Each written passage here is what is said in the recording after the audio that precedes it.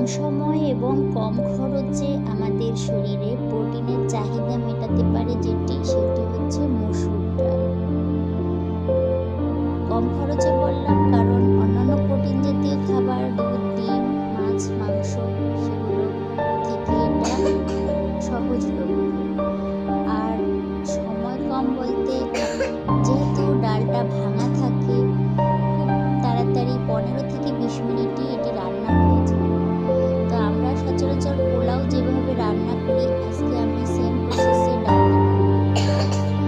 প্রথমে তেলে পেঁয়াজ, রসুন, মরিচ দিয়ে তেলে মশলাটা ভেজে আমি ডালটা ভেজে নিয়েছি। সাইডে আমি গরম পানি দিয়েছি।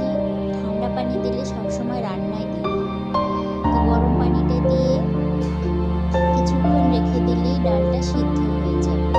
তারপরে শেষে আপনারা শুকনো লঙ্কার ফোড়নও দিতে পারেন। আবার যাদের গ্যাসের সমস্যা তারা সামান্য একটু ঘি ছড়িয়ে খেতে পারেন।